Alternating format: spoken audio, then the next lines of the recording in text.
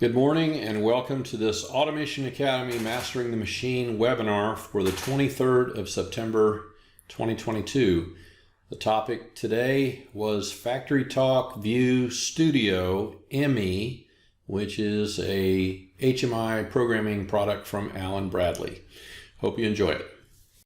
All right, well, I'm going to go ahead and get started. This is the Automation Academy Mastering the Machine webinar for the 23rd of September 2022. And the subject today is going to be FactoryTalk View Studio ME, which is an Allen Bradley product. Today I'm going to be using version 11, which is pretty new. There are some older versions. I think for the class that I'm teaching Monday, I'll probably be using version 8. And there's not a tremendous difference between the versions. But of course, if you order the software, now you will get the newest version. I believe they're coming up on version 13. There's not tremendous differences between the versions. So, of course, today I only have an hour to cover all this. So I'm not going to be getting into great detail on everything. It is normally, when I teach this class, it's usually a 3-day class. Takes a full 3 days to develop an application and start from scratch and all that, go through all the different features of it. And that's what I'll be doing Monday. But one difference on Monday's class from my normal classes is I will be teaching trainers, right? People who already know FactoryTalk ME, but are going to be teaching it to their employees. And this is at Nissan here in Tennessee. So they have a big training center. I'm going to go down there and I've developed them also some material. I do write books. For those of you who have known me before, I write books, and this material that I'm going to be presenting today will probably be turning into a book. It is about 90 pages long, so that's probably halfway towards being a solid book. So I'm getting there. I'm going to go through some of the preliminary stuff I always cover in the beginning. I see Phil's here. Phil knows what all this is. What is Mastering the Machine? It is named after a document that I put out back in 2013 about building and planning machines, machine specifications. And you can get those documents at either of those two websites. One of those websites is my blog. The other one is my business site. And the business site is where I host this Automation Academy. It is a paid membership site that I do training on. So, recordings and videos, things like that. So what's that all about? The Automation Academy is hosted on my site. It is automationllc.com Academy. And I have training videos there, and for Allen Bradley, Siemens, Omron, even a HMI training thing in there, but it's only like 3 episodes long, and I think all I did on that was start a HMI project and kind of go through the first few steps of it. I'll be covering a little more than that today, although briefly. There's also a library on there. If people buy the gold membership, they get the videos, and if they buy the silver membership, they mostly get just downloads of documents, including parts of my books, things like that. We do have a community with some interest groups on it. It's called IO Central, and it used to be kind of built into the website, but now it is open to the public. And you can find it on, I believe it is community.automationllc.com. I have the address at the end of this presentation. I can show you what that is, but that's free for everybody. Anybody can join and sign up, put a profile on there. So without further ado, let me see. I think that's the last slide in here. Yep. So there's the community website, community.automationllc.com. So I'm going to go ahead and drag over a couple things here. Let's start out with the document that I'm going to be using for the training. And that way that covers a lot of what I'm going to be going through here. As I mentioned before, this is for Nissan. Nissan makes, of course, cars, and this particular plant is the engine factory for Nissan. They do assembly in Smyrna, and then this place is down in Deckard, which is really close to the Alabama border. I'll be going down there and actually staying in a hotel because it's a couple hours from my house. So this is the little document I put together for it. Contents, right, of the document. I went over a lot of SCADA and HMI stuff in general first, and I have some references in there. And really what that's about is not so much FactoryTalk View ME itself, but it's how to design good HMI screens. This is kind of important. People used to put these fancy screens, and you're going to see some pretty fancy screens that I put together here. But honestly, most of the recommendations are don't make colorful, fancy screens. And the reason is that things get really distracting when you do that. So I kind of cover touchscreen technology, things like that in here. But I'm gonna show you a little bit of that. So here's an example of a fancy screen, right? It's got a lot of animation and gauges and colors and different things on it. And what that does is it tends to distract people. People see animated things moving around, and let's see if I've got another illustration of that. There's another screen with a picture of things. There's one of my screens, but there's a little thing in here it covers. It says like this one. This is really fancy. It's got a lot of burners and things moving and whatever, some red on it, some green on it, and it's really hard to tell what's going on. So that's not a particularly good idea. This is considered to be a better HMI, but still a little bit ineffective because you can't really go down and see specifically what the problem might be, right? You might have a pop-up display that says there's a problem here, a message or something, but just looking at this overall, I don't know if it's operating correctly or not. So what they recommend is using things like this, the Star Trek medical display. It kind of shows everything's within range. You can tell if you're in the red area and this is an old thing from like the 60s or 70s, but it says, you know, a medical display from Star Trek in the mid 60s. It only takes a couple seconds to tell if there's a problem. So this is what's considered to be a good HMI screen. Now, what I'm going to be showing you today, because it is a simulation screen, I purposely made this look like a machine. And I'm using animation to teach these people how to animate their screens, how to change the colors of objects and things like that. So my screens are not going to follow a lot of these rules, right? I'm going to break the rules immediately. So let's get into the very beginning. So I have an exercise A, B, and C that's on general HMI stuff. And then I get into FactoryTalk View ME. There's a little icon for it. As a matter of fact, you can see up at the top of my screen, same icon, right? That's that. So that's how I start FactoryTalk View ME. That's how I start the application, and then I create a project in it. I'm going to go ahead and drag over my studio display. So this is kind of what you get. If you open up a display, if I wanted to create a new display, I would hit this, right? New display. I could save the entire application, right? Create a new application here. This is one that I use for students at Automation NTH. So because of that, you can see I have a logo up here for Automation NTH that I put on the screen. And that's a common thing to do, right? On the header of the screen, sometimes people put their company logo, things like that on there. So that's what I did here. And a little intro to this. I think some of this, people probably understand the general idea of how I would create a screen, right? An application. It's full of buttons, things like that. So if I create a button like this, that there's an address behind it that goes into the PLC program. And when I click on that button, that address comes on in the PLC. That's the general idea behind a lot of these HMIs, right? It's sending commands to the PLC, which turns on bits and things like that. I've got my PLC program up here also. So let me give an example of that. So for instance, if I were to push, let's see, this button, right? This is a HPB open push button. It latches in this open command, and if I push the close push button, it latches in the close command, and then that in turn fires a solenoid valve. right? So everybody understands the idea behind that.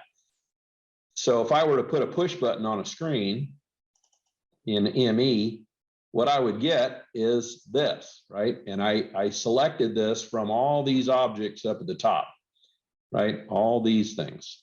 And some of these you have to kind of memorize what the icons mean. Some of them are pretty good. Like this one is I believe it's a momentary push button. Let me see here. If you hover over it, you get it, right? So that's a momentary. This is a maintained push button. So the difference is a momentary, right? As long as I'm pushing it, the bit is on in the PLC. And when I let go of it, the bit is off in the PLC. So that's the difference between a momentary push button and a maintained push button. So if I grab one of these objects, this is what I'm going to get. This object not only sends the command to the PLC, it also reflects the state back from the PLC. So if I go into the properties of it, I can see the command that I send to the PLC, right? In this case, it's HPB dry cycle, which tells it to turn on dry cycle. And then the feedback to say that dry cycle is on is system.dry cycle mode, right? And so if I go into my PLC program and system, I believe, is in the controller tags, I can drill down into the tags. There's system. There's lots of different things in here. This is not a PLC class, so if you don't know how all this stuff works, and these are UDTs, right? I've covered these in other videos. If you don't know what some of these things are, I do have a YouTube channel and you can go look up some of that. Why is this not sliding? There we go. So you can see here, there is a command structure and there is a feedback structure in here.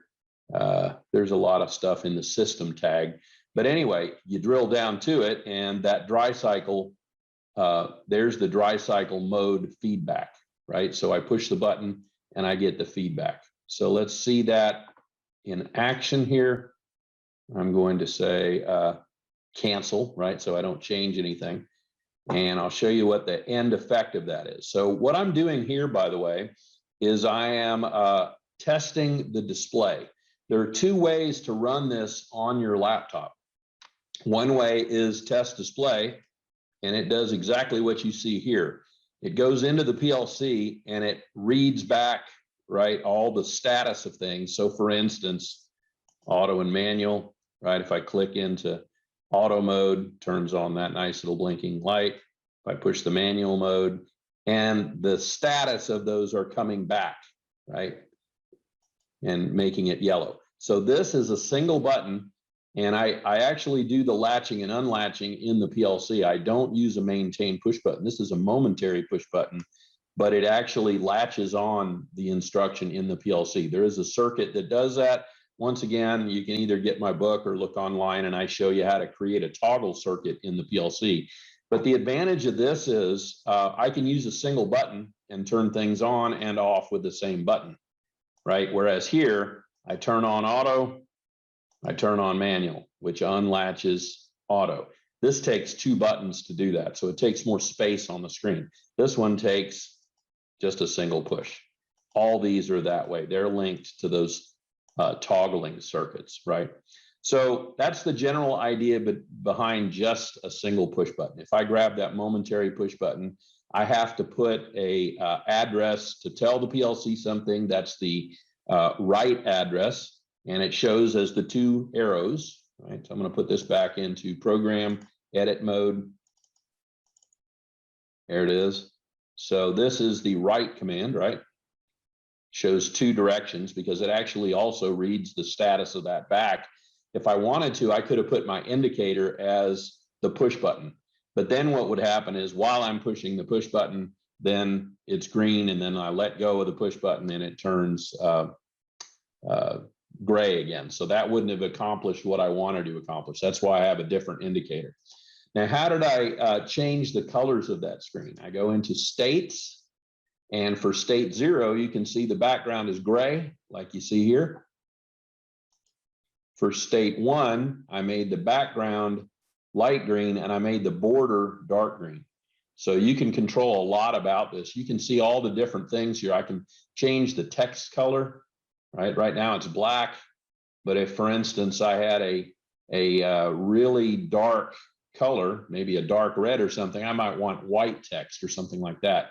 And then, of course, I can change the alignment of the text. I can change the size of it, make it bold, whatever.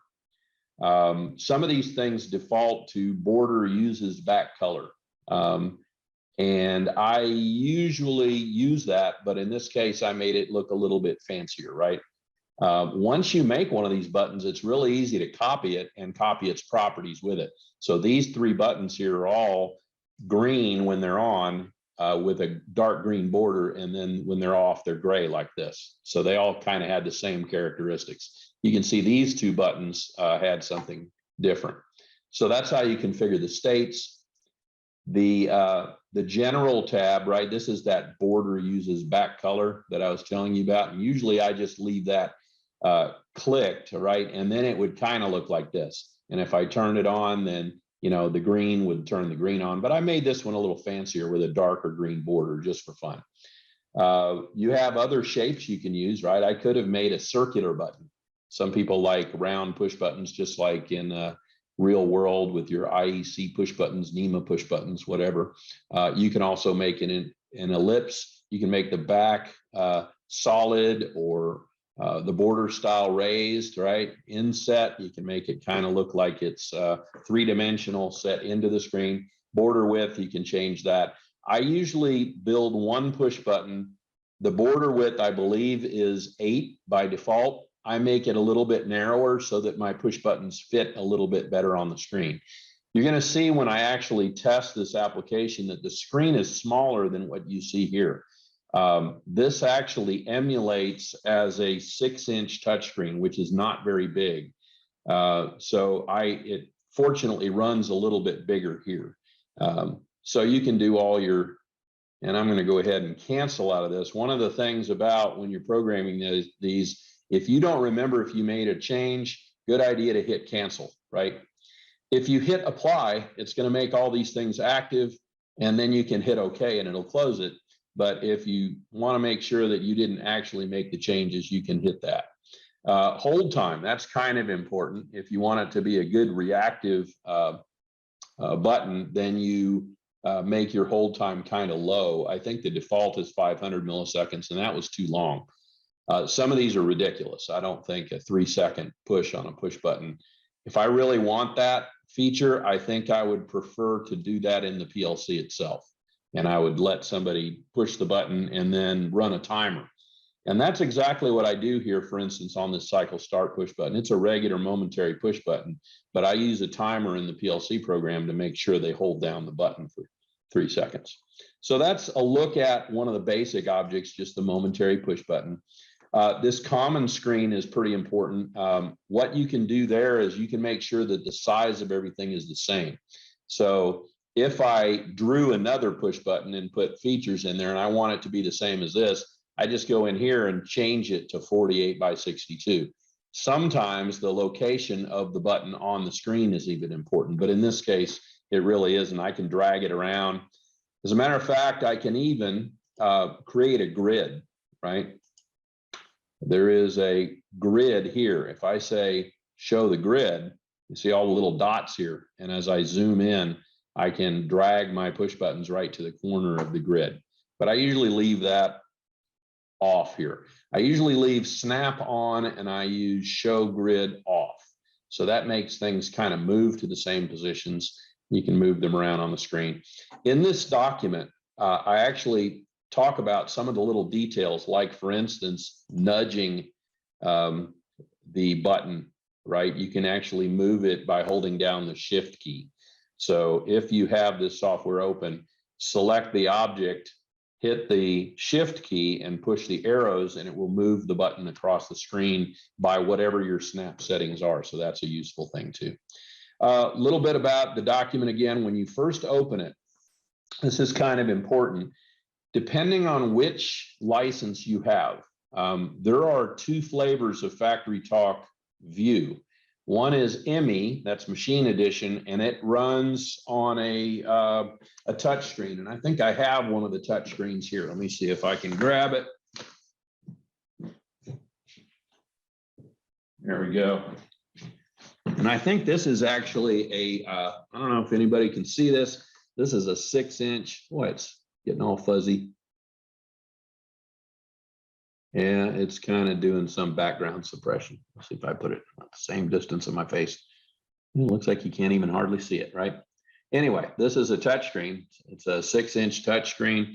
It is expensive too. Allen Bradley is not cheap, but this is what this is. This is a Panel View Plus 600. I don't know how to turn off my background suppression. Anyway, for those of you who get into this later, you'll probably recognize this. This is something you put on your machine. It's a big old thick thing, has a touch screen on it, has communications. In this case, I believe this one is serial only. So this is an old one. It's got a serial port on it, and you connect to the serial port of something like a Slick 500 or you could even do a Control-Logix with it, but most people don't use serial, they use Ethernet. But this was an old one that I had. But anyway, back to this. So ME is these touchscreens. They're hardware, Panel View Pluses. SE runs on a computer. So if you develop an SE project, that's really more for SCADA. Most of the things that you do in ME and SE are the same. So if I create push buttons, they're the same in both. If I create a recipe, it works the same in both. The user passwords and things like that work the same in both. Indicators, all the same.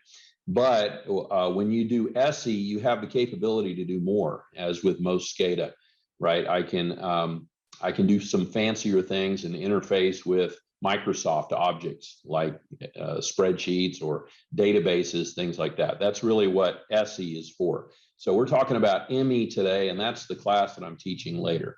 So if you first thing you get, if you have both installed, is this. It says, which type of application do you want to configure? And of course, if you're doing ME, you would do this View Machine Edition, which is ME Machine Edition. SE is Site Edition. And there's different ways to deploy that, like on multiple computers and things like that. So that's what you get when you first open it up. If you only have ME, then it just opens straight up to this. And you can see here, last opened with FactoryTalk View Studio 11.0. That's what I've got active here. The resolution is Panel View Plus 700 and 1000. It's a 640 by 480 screen. So really, I think this 600 I've got here is still just a 640 by 480, but even smaller. So you have to make a decision at this point, right? If you're developing a new application, of what resolution you're going to deploy it on. If you pick the wrong resolution, so for instance, if I pick a 1500 and do a 1024 by 768, but then I want to change it later to a 700 or 1000 with 640 by 480, the screens are all going to resize, and you're going to have to resize all the objects on the screens, or you're going to have to take some of the objects off. So that's why it's really important to know ahead of time what kind of application you're creating. If all I was doing is something for a computer, I would probably do this 1500, and all I was going to do is run it right here on my laptop. I'd pick a big resolution.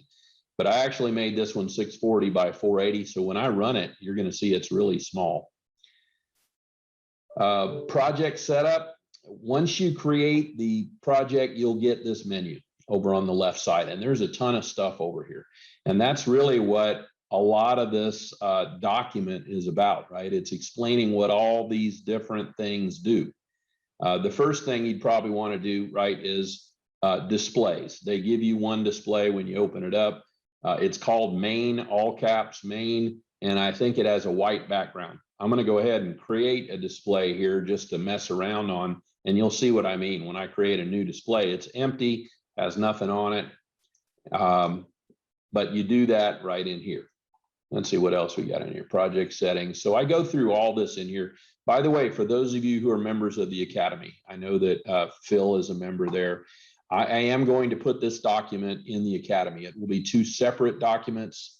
It'll be the FactoryTalk ME document, and then the SCADA and HMI thing, which is only 22 pages long, will be in front of it. But I'm going to first kind of massage it and, you know, get rid of any references to Nissan, things like that.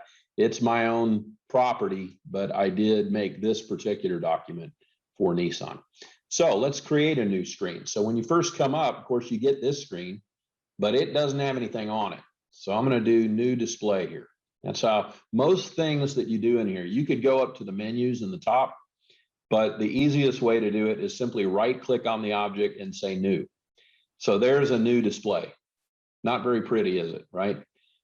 So one of the first things you'd want to do if you're creating a new display is make this one display kind of like the other displays you're going to use, and then copy it, right? Rather than every time having to go into the display settings and configure the background color and all that kind of stuff. So let's talk about some of these properties here. Some of this is pretty obvious. Oh, this is funny looking. Let me see if I can get it up here. You guys can't see this, but I've got a little color thing down here on the bottom, and you can't see it. It's off screen and I can't drag it, unfortunately. So I'm just going to pick it. You'll have to trust me that it's there, but it appeared off screen. It is a little template with colors on it, and I'm going to pick gray, right? So I picked it. You'll have to trust me that I clicked on it. But so this changes the background color, right? If I say okay, then this background color will be gray like my other ones. Two types of displays. One is the replace, which fills the entire screen, side to side, top to bottom. And then the other type is on top. And I'll show you one of the on top screens in a little bit here. It's a pop-up screen.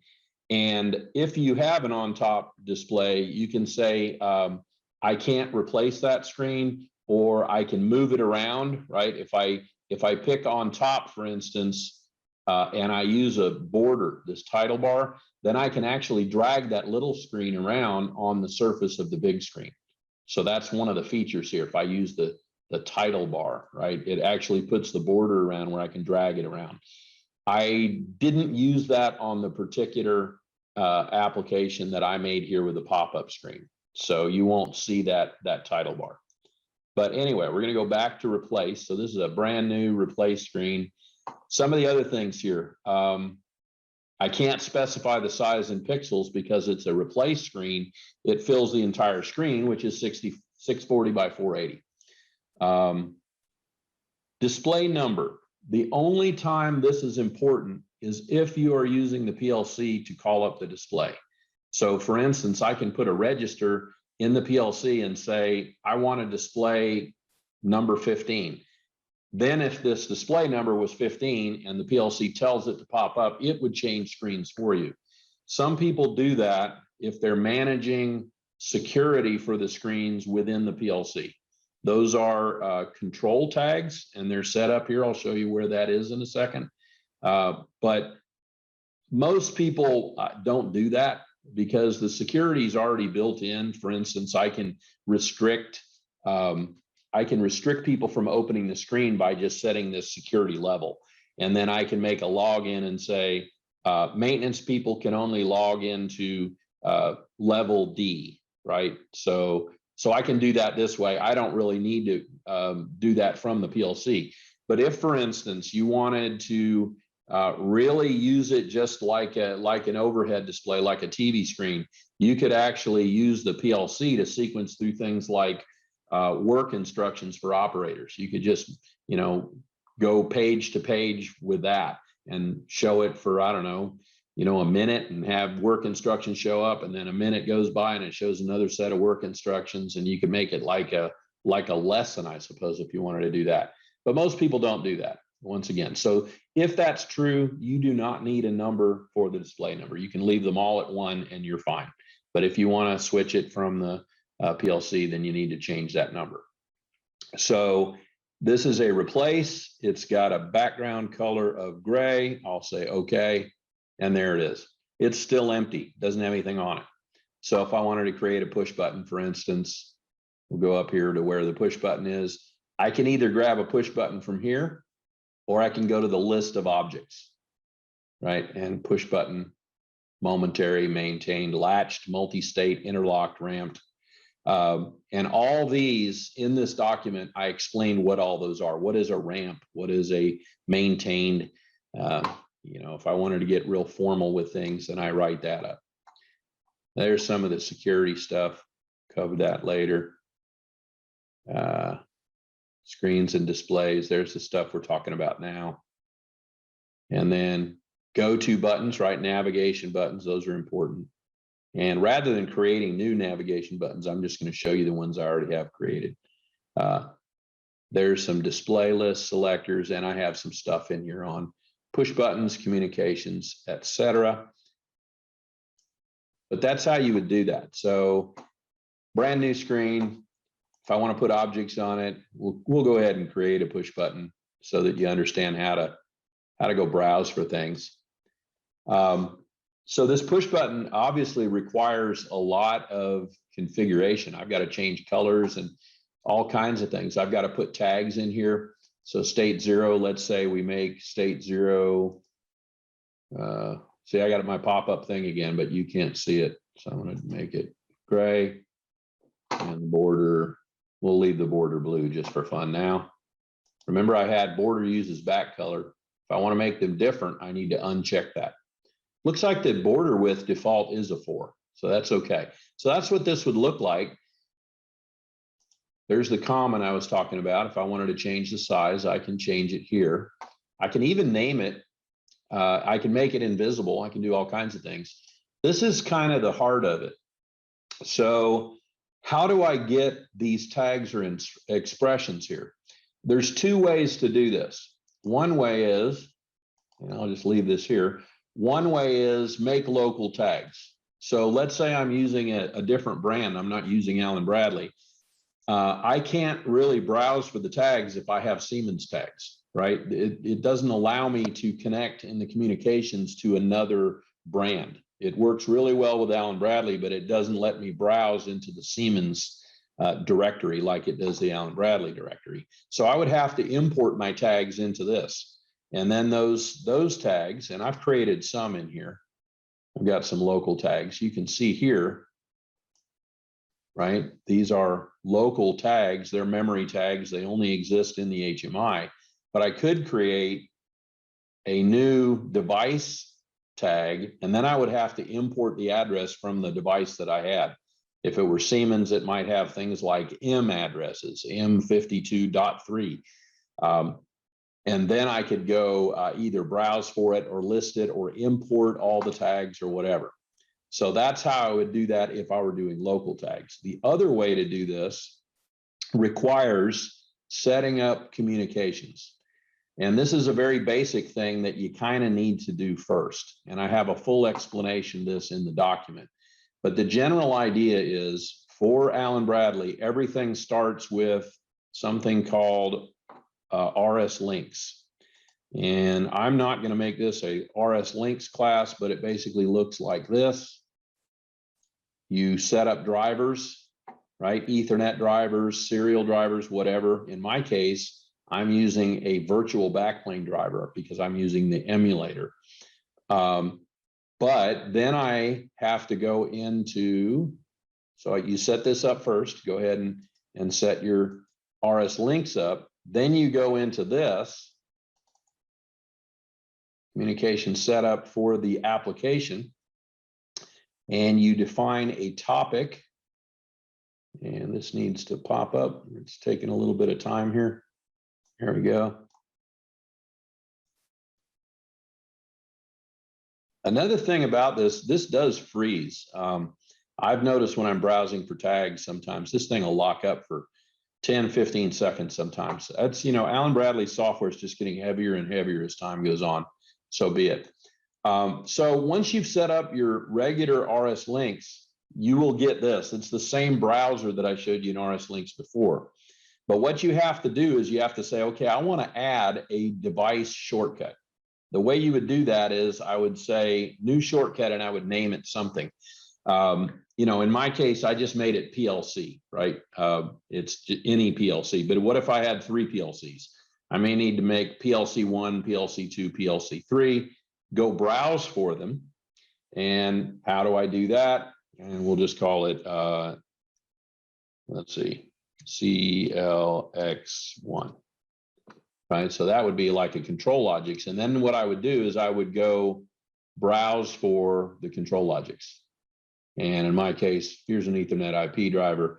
You know, there's some old things configured that are no longer here. Let's see if Ethernet 1 may have some legacy stuff. But anyway, you can see addresses of other things here, and you would go find it, and then you would link it, right? I would click on the object, I would click on this, and it would link the two of them together. And that's how you create the topic. I'm going to go ahead and remove this. Yes. And I'm going to go ahead and kind of cancel this, get out of this, but everybody hopefully understands kind of what I did here. So this link is to this, right? So I use the driver through the virtual backplane to my emulator, which looks like that, right? That's my emulator. So this is a fake PLC that I'm drilling into here. And that's this driver. So all my tags here have the topic PLC written in front of them. And I'm going to go ahead and hide that back in the back. And that's how we link these together. So now if I browse for tags, wow, this thing's huge. I'm not sure why it's so big. My screen's not that big, so I'm going to close that. Yes, I want to discard the changes, right? Didn't want to make any changes. There's my old screen. Let's make this smaller. Boy, somehow I got off on my screens. It's becoming really huge. See what happens if we do this.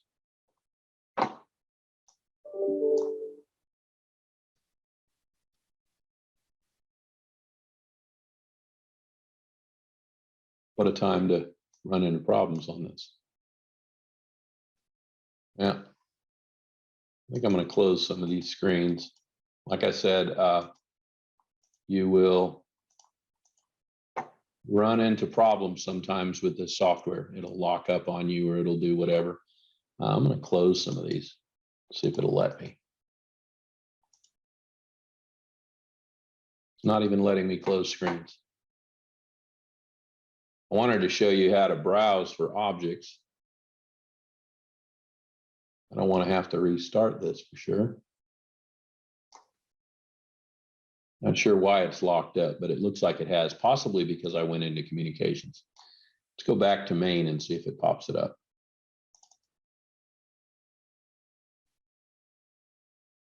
No, it's not liking it. I'm going to go ahead and close it and reopen it. It doesn't take that long to reboot. Close it. Nope, don't change. Yes, I want to save that because I was doing something. Yes. Yes. Okay. There we go. Let's bring it back up. This is just like if you were creating a brand new project, machine edition. It's popping up on another screen again. Hold on. Let's try it again. I'm going to bring it to the main screen here. This time.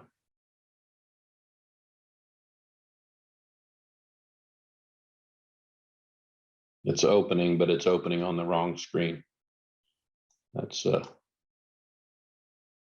I will drag it up here as soon as it finishes opening.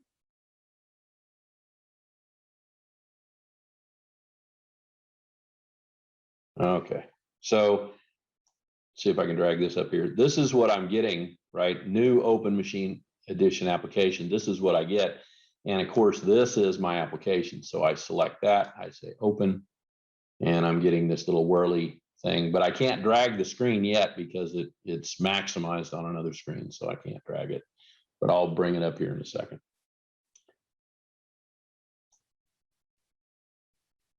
Still opening. So like I said, heavy software, and I'll get a brand new implementation of this. There we go. So we're back to hopefully where we were. Yeah, Allen Bradley software is getting heavier, like I said, and it takes a while to to open things, and sometimes you have problems.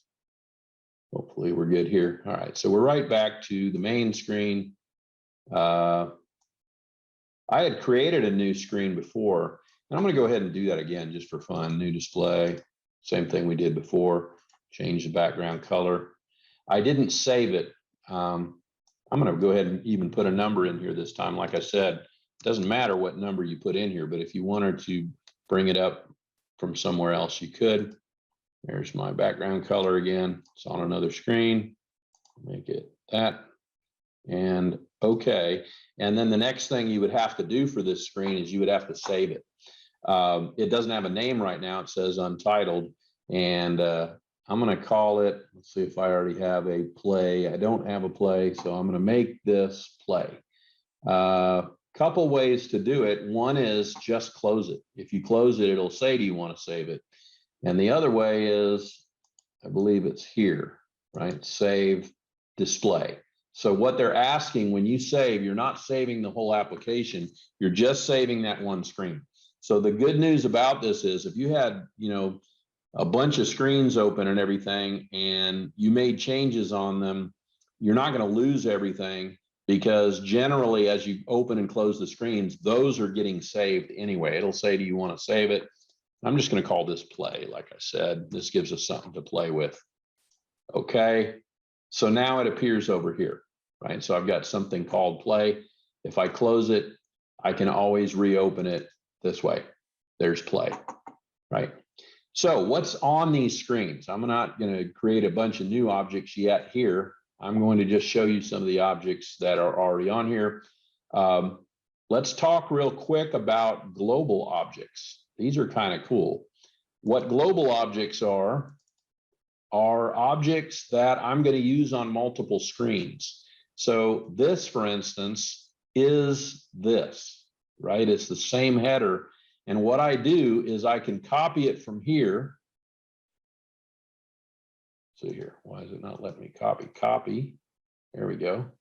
Copy, and I can paste it here. And the reason for using global objects is if I change anything on the global screen, it changes it on all the other screens. So if I made a header and it applies to 10 different screens, I don't have to go into 10 different screens and change the properties. I just change it here and it changes it everywhere. Okay. Let's look here on the global screen at, right, this is a grouped object. Let's look at where this tag came from, since that's what we were talking about. This is an indicator. It's a multi-state indicator tag. It has 5 states. 0 is system off, manual mode, yellow, right? Yellow background, auto mode, dark green, auto cycling, light green, and fault, system fault. If I put a number in here that is not legal, like an 8, right? I don't have a state 8 configured. I only have 0 through 4. I will get error. And then it will be blue like this, and it'll probably have something like asterisk in it, or it will say error on it. So that's for unknown states, right? So you put the number of states you want in here. In my case, it shows auto cycling right now, and the tag for that is mode test. In my case, mode test is a local tag. This was one of the tags that I made here in, I made it in the local HMI tags. So mode test was this tag. This is a local memory tag. Let's look at a tag that's in the PLC so we can talk about browsing. This tag is in the PLC. So how did I get this? Notice it says PLC, which was the communications tag that I configured before. So this is again popping up on a different screen. Oh, this is not good. So it's popping up on a different screen and I can't drag it.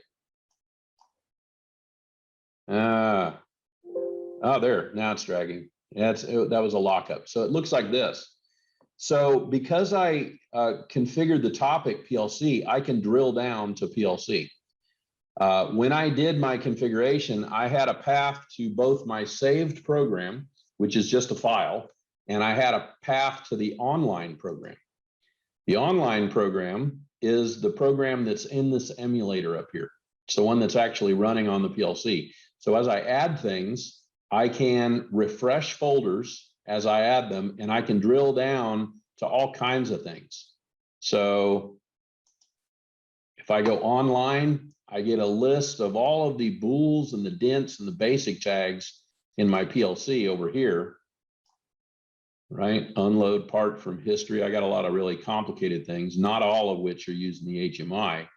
And then there are more complicated things like this now is a time indicator, right? It has day, hour, microsecond, minute, month, second, year. All this comes from the Allen Bradley system. And I can display all these things as double integers. So this is a more complicated tag. You click on this and then you get the individual item. So if I were to pick one of these, then it would be now.second and the topic would be PLC, which I did the path for. So I'm not going to change this right now, but that's how I got HPB auto. The auto push button is directly in the auto, in the global tags of the PLC. This is a global object. So once again, if I were to change this address, it would change it for every single object on all of the screens. I'm going to cancel, get out of that. So there's that object, right? It was copied to here. And notice that if I go here, it does not pop up a configuration. And the reason is it's on the global screen. I have to change it here. I cannot change it here on the local screen. This is local. Dry cycle is local. So I get my configuration right here on this screen. But a global tag, you got to go to the global screen. So if I change it on that, it changes it everywhere. I think everybody understands the idea behind that. That's why you create global objects. Okay. So this application I've showed before in a different video, what it does. We'll go ahead and, kind of run the screen here. It has a lot of animations. So for instance, if I turn on the feeder, I got to go into auto mode maybe to turn the feeder on. There we go. So there's an animation, right? My little vibratory bowl is actually turning here. Let's talk a little bit about animations and how they work. An animation is up here in this screen, and I can take any object and I can change a lot of different things about it. So this particular object, well, let's go back into non-simulation. This particular object, I animated the rotation of it. So if I go to animation, you'll see that rotation is clicked here. I bring up the properties from it, once again, appeared on a different screen. The address for it is PLC program, which is a set of local tags rather than in the global tags. Transport, which means it's a that is a program within the PLC. And I'm going to show you that real quick so everybody understands what I'm talking about. Where is my PLC program? There it is. It's on a different screen also.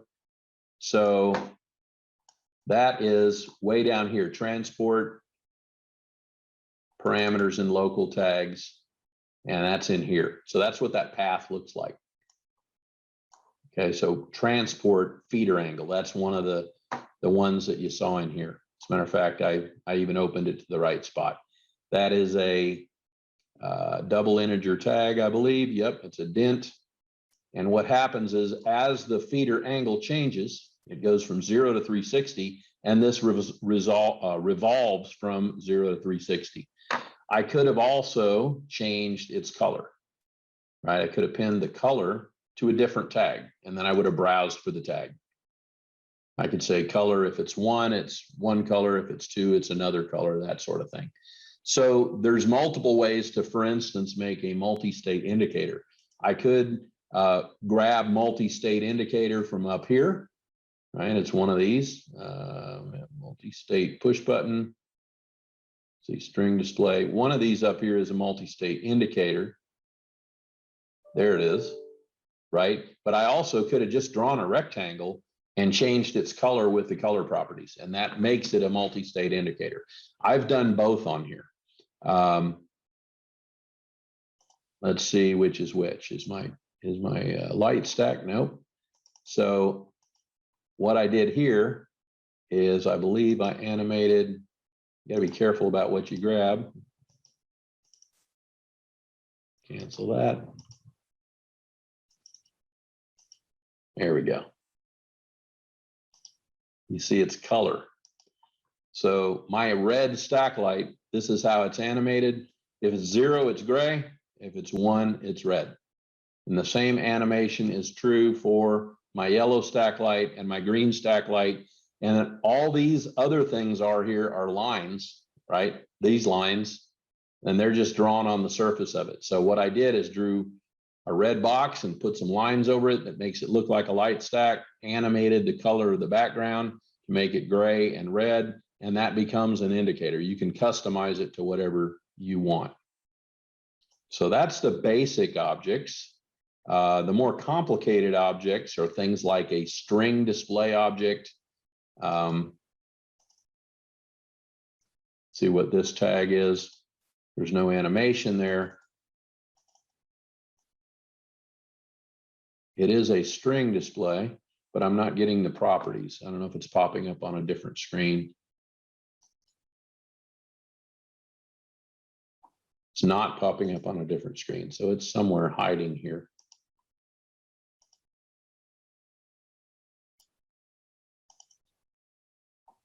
I can see it over here, but I should be getting a pop-up display. We'll see if current product shows up here. There we go.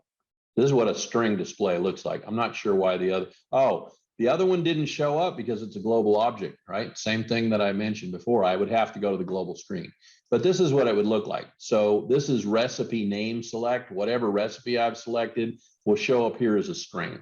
So a string is just text, right? And if I run it,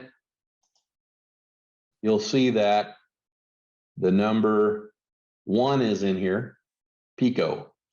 If I change it, you guys can't see this either. It's popping up on another screen, but if I change it to 2, I just changed this to 2 and it put nano, different product. So that's these products right here. You guys haven't kind of seen this thing run necessarily, but the animation of this, let's see if I can go into auto cycle and I can kind of show you a little bit of the animation. Okay, now we're in auto cycle. This is running solidly. Start the feeder bowl and you'll see these things move. And what's going on is on other screens like this pick and place, I watch it, right? It's moving stuff around. So all this is done, like I said, with animation. I'm making things visible, invisible, changing their colors, right? I just weighed it, changed the color of all this. So there's nothing particularly special about any of these. These buttons push themselves because in the PLC program, everything's running. So let's go look at the pick and place auto sequence. You'll see it run here. You can see it going through 20, 30, 40. Right, it's going through each step, setting down parts. That's why it's running by itself. So I've built a kind of a simulation in here running it. How does all that work? You know, everything here is animated. This, oh, cancel. There we go. This is animation is visibility. It disappears. Horizontal position, right? It has to move this way. Vertical position, it has to move this way. And all of those are kind of normalized 0 to 100.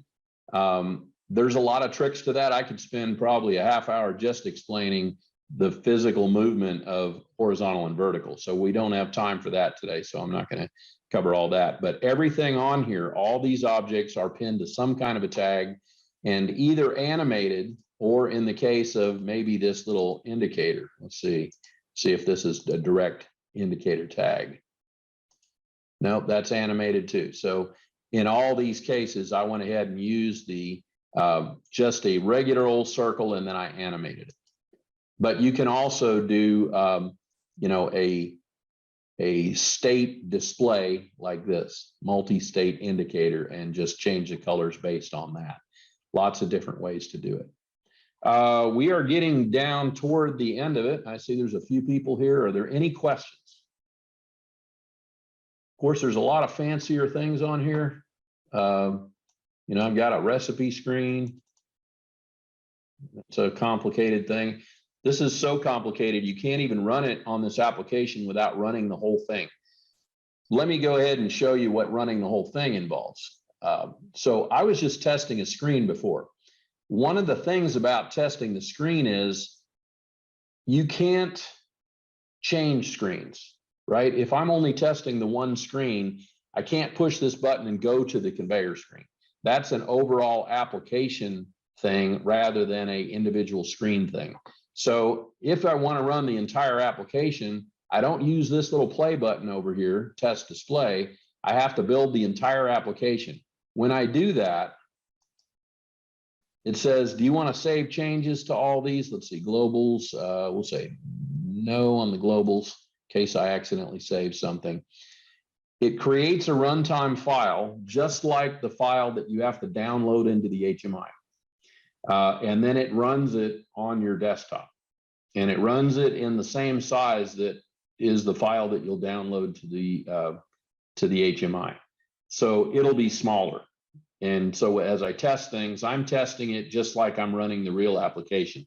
I don't have to put things in run mode individually. I can change screens and things will be running.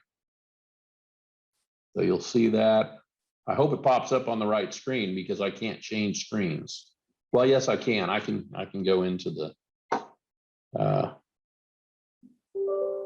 do I want, so you guys can't see this. Hopefully you can see this. Do you want to make this app make changes to your device? And I say, yes, I do. And it changes application. I may need to switch screens here. Yes, because it won't move. So I'm going to switch, share a different screen, hide thumbnail. See, where is my screen sharing thing? There we go. I need to switch screens. So I'm going to say share screen, and we'll go to the screen where the application is. Ooh, look at that. I can actually pick the whole thing. So this is what the screen would look like. This is what I see, right? And it's tiny, like everybody said. And I've actually got a fault here. So I need to empty my bin, which is on, where is the bin? The bin is here. I have to empty the bin. If it hits 10, it creates a fault. That's just one of the things of the application. Go back to the main screen. So you see how I'm switching screens here. I can go conveyor screen. I can go pick and place screen. And this thing, when it faulted, it froze. So now I can reset my fault, just like a real machine, reset the fault, restart the system. And this is what, you got to hold it for 3 seconds. 1001, 1002, 1003, bang. It's back in auto cycle, and I'm back to moving, back to running here. But what you see here is, this is what I actually see on my screen. It's tiny, right? So you can see things moving. Let's go to the indexer.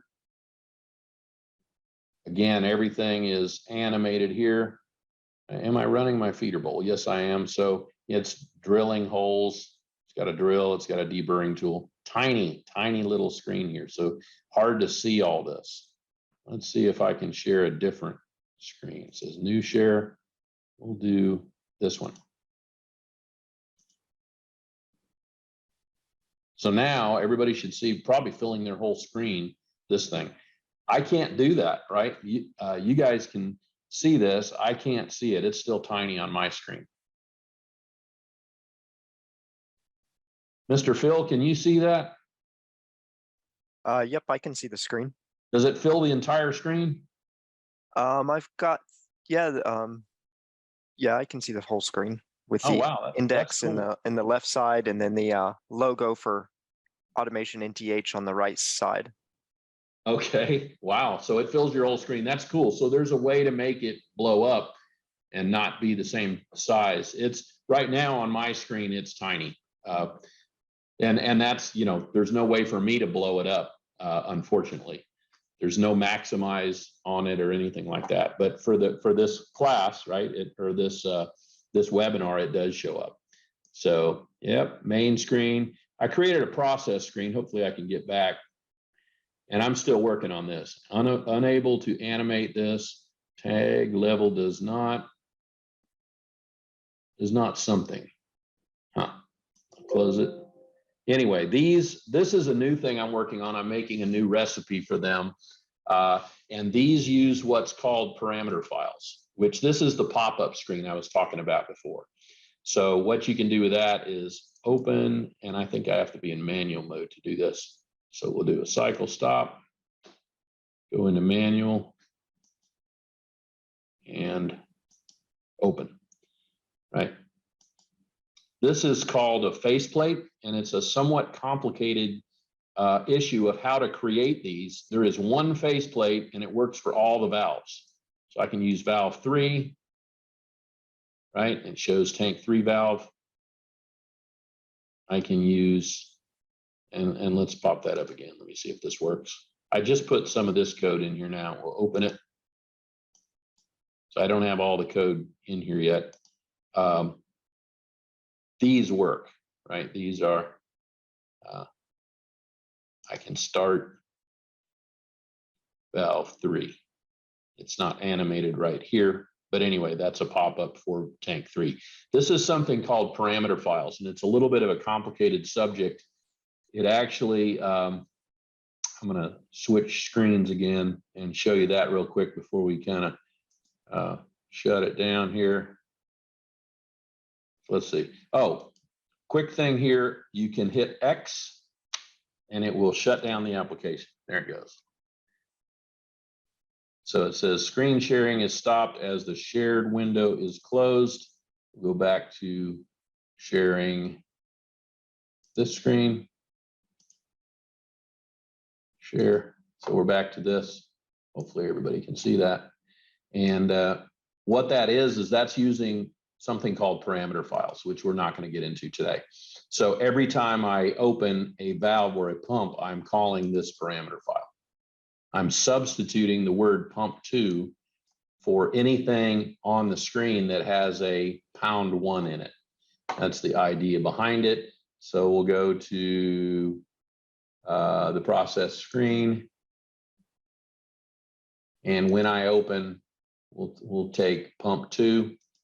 When I open that, I'm using the parameter file tank to pump, which was this, which has #1. And so if I go to a tag on that screen, we go see pumps. So now I go to the push button, and you'll see the connections say #1. So this is process #1, which is pump 2, right? Process pump 2 HPB run. If I push this one, it will say process pump 3 HPB run. So this is tag substitution. And this is one of the things that they actually wanted me to really go into depth on teaching, which is why I created these, right? These pop-up screens and everything. So that's the way these operate. If I push this, it brings up this screen and it substitutes the values for pump 2 if I push pump 2's button. This is great if you got 40 different things and you want to control them all with one screen. That's how you do that. So that's tag substitution. So that's pretty much an hour today. That's about all we got to cover. Like I said, this is normally a 3-day class. Takes quite a while to cover all the material. And of course, I have the students do exercises. So not only do they get this document, which is 90 pages long and takes a while to read, right? Explain what everything is. And this will be in the library, Phil. So if you need to read this, this will all be in here. It explains everything. And I'm probably even going to make the programs available, but of course you have to have the software. And that's just an Allen Bradley thing. And then I give them this exercise. So I give them the book, tell them how to do it. And then I say, okay, on your test screen, use these tags, make these tags and use animations. Create a mode control and a light stack and pin them to these tags. That's what I'm going to give them. I'm still working on this. This actually doesn't take very long to write. So I'm on the, there's the pick and place. There's everything they need to know to create that same pick and place. Build that thing and make it move across the screen. Give them all the tags and then they got to type them in and read the manual and make this go. Here's my process control screen, and then I'll have them create a recipe, which is the next thing. So still working on that today. And I got to teach this Monday and I got to drive out there Sunday. So there's not a lot of time left. But in any case, that is pretty much this webinar. I'm going to go ahead and drag this up. Right, so that is the final slide. That's how I usually close things out. Next webinar will be October 15th. Don't know the topic yet. If you want to join the Automation Academy, there's the address. And if you want to join IO Central, which is free, go to communityautomationllc.com and you can join IO Central and set up a profile, etc. And that is it for today. Thank you.